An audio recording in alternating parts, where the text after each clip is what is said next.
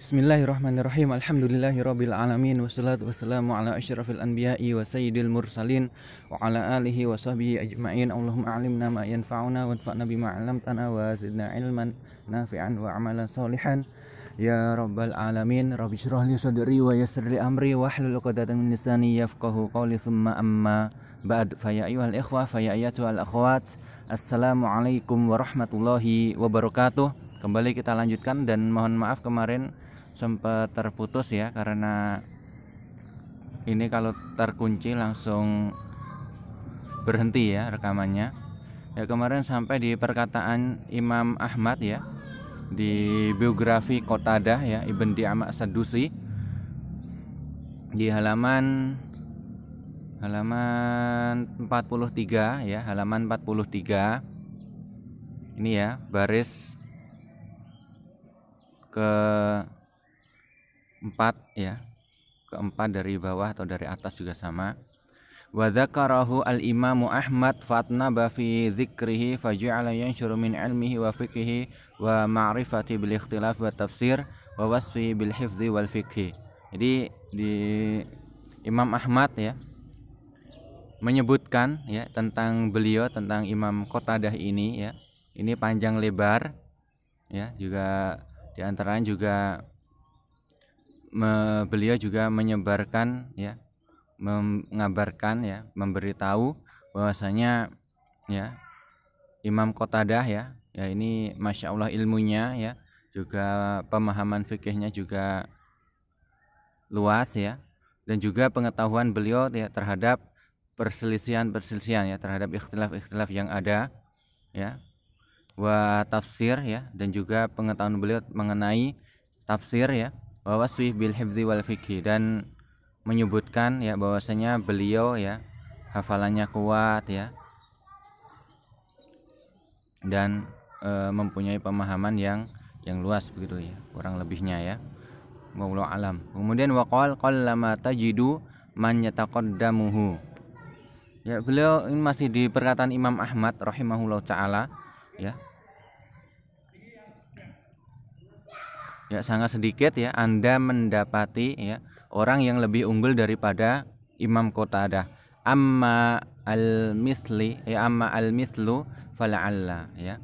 Sedangkan jika serupa ya, jadi sama ya, selevel begitu ya ilmunya, maka fala'alla, maka bisa jadi ya, maka bisa kemungkinan ya, mungkin ada gitu ya.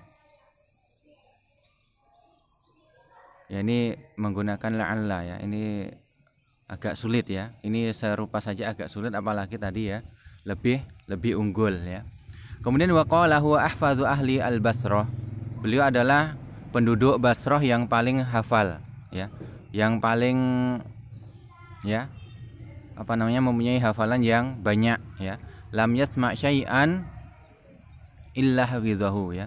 Beliau tidaklah mendengar sesuatu melainkan beliau telah menghafalnya ya. Jadi sekali dengar aja kemarin ya, hafalannya kuat, langsung hafal ya, tidak perlu diulang-ulang ya, sekali aja ini. Masya Allah, ini meskipun buta, Allah Subhanahu wa taala ya memberikan keutamaan pada beliau ya, berupa hafalan yang kuat ya. Maka ya antum juga insya Allah juga bisa jika memang berusaha dengan sungguh-sungguh ya, apalagi lengkap ya, penglihatannya bisa, yaitu juga bisa untuk membantu menghafal ya. Ya, selain pendengaran ya, penglihatan ini juga membantu untuk menghafal ya. Kemudian lanjutnya wa tuwfiya fi Wasit ya sanata 17 wa mi'ah. Ya, beliau meninggal dunia ya di Wasit ya, di Irak ya. Ini suatu tempat atau suatu kota ya di Irak ya, pada tahun 117 Hijriah. Ansittin wa khamsina sana. Umur beliau dalam usia berapa? 56 tahun. Ya, ini biografi Imam Qatadah ya, Ibn Di'amah As-Sadusi ya, rahimahullahu taala. Kemudian kita lanjutkan untuk materi hari ini kita sudah masuk pada halaman 45, yaitu Al-Qur'an muhkamun wa mutasyabih ya. Al-Qur'an ya, muhkam dan mutasyabih ya. Muhkam dulu di muqaddimah ya sudah saya sedikit singgung ya. Muhkam itu ya ayat-ayat yang jelas ya. Dari zahirnya saja sudah jelas maksudnya apa, maknanya apa. Sedangkan untuk mutasyabih ya, yaitu ayat-ayat yang masih samar-samar, belum jelas maksudnya ya. Begitu. Yatanawwa'u al-Qur'anul Karim bi'tibaril ihkam wa tasyabuh ila salasati anwa'. Ya, Al-Qur'anul Karim ini jenisnya berdasarkan ya, muhkam dan mutasyabih ini dibagi menjadi 3 macam. Yang pertama an-naw' al-awwal al-ihkam al-am. Ya, yang pertama muhkam am ya, muhkam secara umum. Ya, alladzi wasafa bil Qur'an kullahu ya. Yang Al-Qur'an itu disifati dengan sifat ini ya, dengan muhkam di sini ya. Ya, muhkam artinya apa nanti disebutkan di paragraf setelahnya ya. Ihkam maksudnya di sini apa? Ya, tapi bukan muhkam maksudnya yang saya sebutkan tadi ya, berbeda. Nanti ada macam-macam ya. Mislu qouli ta'ala kitabun uhkimat ayatuhu thumma fussilat min ladun hakimin khabir. Kemudian surat Yunus ya, alif lam ra tilka ayatul kitabil hakim. Ya, ini kalau kita lihat di terjemah ya, yaitu bisa hikmah ya, penuh hikmah, hakim ya. Kemudian di surah Az-Zukhruf juga begitu ya, la'aliyun hakim. Wa ma'na hadzal ihkam al-itqanu wal jauda fi alfadhi wa ma'anihi. Makna ihkam di sini ya, muhkam di sini yaitu al-itqan ya, sempurna. Wal jaudah dan bagus ya, fi alfadhi wa ma'anihi. Jadi sempurna dalam lafaz dan maknanya, juga bagus di dalam lafaz dan makna ya. Ya, di dalam Al-Qur'an yaitu lafaz-lafaznya bagus ya, maknanya juga bagus, sempurna begitu ya. Fa huwa fi ghayatil fasahah wal balaghah ya. Al-Qur'an ya itu berada pada puncak fasahah ya. Berada pada puncak kefasihan, tapi perlu dicatat ya, perlu digarisbawahi bahwa fasahah di sini, fasih di sini dalam bahasa Indonesia dengan Arab itu berbeda ya. Kalau dalam bahasa kita orang yang fasih ya, dia orangnya fasih ya. Maksudnya kalau di kita itu ya mengucapkan mengucapkannya bagus ya dan sesuai dengan makharijul huruf ya. Tapi kalau di dalam bahasa Arab itu berbeda ya. Fasahah ya itu harus ya katanya ya, kata ya, kalimah atau susunan dari jumlah tersebut ya, susunan dari beberapa kalimat menjadi sebuah jumlah, menjadi sebuah ya kalimah, menjadi sebuah jumlah ya, kata, susunan kata menjadi sebuah kalimat. Nah, ini harus sesuai dengan kaidah nahwu misalnya, harus sesuai dengan kaidah shorof, harus kata tersebut ya familiar ya, kata tersebut juga harus mudah untuk dipahami ya, mudah untuk diucapkan juga ya, sehingga kalau tidak mudah diucapkan maka kata tersebut ya tidak fasih ya, ghair fasih ya. Seperti ini nanti dipelajari di balaghah di kelas 12 ya. Di kelas 12 nanti ada balaghah ya. Ya, ini awal-awal nanti akan dibahas tentang fasahah ya, fasahatul kalam atau fasahatul kalimah ya. Wal balaghah, dan Al-Qur'an ini juga mengandung nilai balaghah yang tinggi ya, sehingga ya zamannya Nabi Shallallahu alaihi wasallam ya, beliau ini ya ketika itu masyhurnya ya, yang lebih nilai yang booming ya, yang viral di masyarakat ketika itu ya, yang menjadi wow begitu ya pada masyarakat kita itu ya, itu adalah berkaitan tentang sastra ya, berkaitan tentang balaghah ya.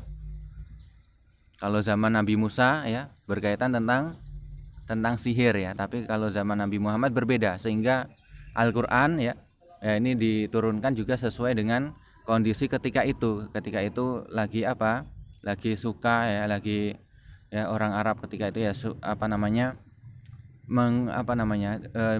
mendengar ya atau mengetahui ya kata-kata yang nilai balaghahnya tinggi ya, adabnya bagus, ini menjadi nilai yang tinggi ya. Sehingga Al-Qur'an juga diturunkan dengan seperti itu ya, mengandung nilai sastra yang tinggi dan juga balaghah yang tinggi pada puncaknya ketika itu ya.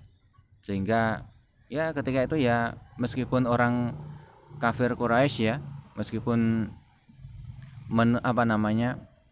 sangat membenci, tapi kalau mendengar Al-Qur'an itu bisa suka sekali ya. Sehingga dulu ya pernah Nabi Shallallahu Alaihi Wasallam ya membaca Al-Qur'an begitu di ya orang-orang Quraisy itu ya belum masuk Islam, mereka itu mendengar ya dari ya balik tembok gitu misalnya ya, dengan sembunyi-sembunyi ya ketemu sama teman-teman yang lain padahal semuanya kafir semua ya karena suka dengan ya lafaz-lafaz yang ada di dalam Al-Qur'an itu ya.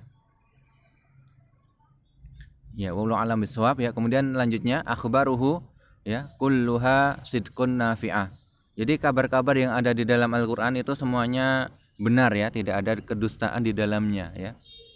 Nafi'ah juga bermanfaat ya. Ya ini juga kisah-kisah terdahulu ini bisa menjadikan ibrah ya buat ya setelahnya ya, umat-umat setelahnya, yaitu umat Nabi Muhammad Sallallahu Alaihi Wasallam, agar untuk menjadikan pelajaran ya, jika kafir bagaimana ya, jika mengikuti Nabi bagaimana begitu. Laisa fiha kadzibun ya, tadi tidak ada kedustaan, wala tanaqud, dan juga tidak ada pertentangan ya, meskipun redaksinya, meskipun konteks kalimatnya, susunan kalimatnya itu berbeda dari surat misalnya surat Al-Baqarah ya, kemudian disebutkan lagi ada kisah Nabi Musa lagi di surat lain, maka redaksinya berbeda ya, kata-katanya berbeda ya, kalimatnya berbeda, tetapi tidak ada pertentangan dalam kisahnya tersebut ya.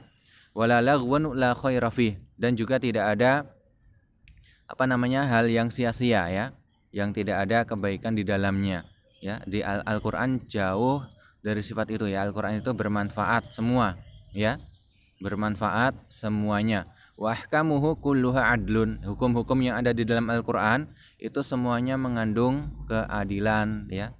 Wa hukmuhu laisa fiha jawr, dan hukumnya ya tidak ada satupun yang mengandung kezaliman ya. Ya ada hukum qisas, itu bukan kezaliman ya, itu adalah keadilan ya, karena seorang sengaja membunuh orang lain ya, dia pantas untuk mendapatkan ya, dia juga dibunuh ya, jadi bisa merasakan dibunuh itu rasanya bagaimana ya. Jadi seperti itu ya.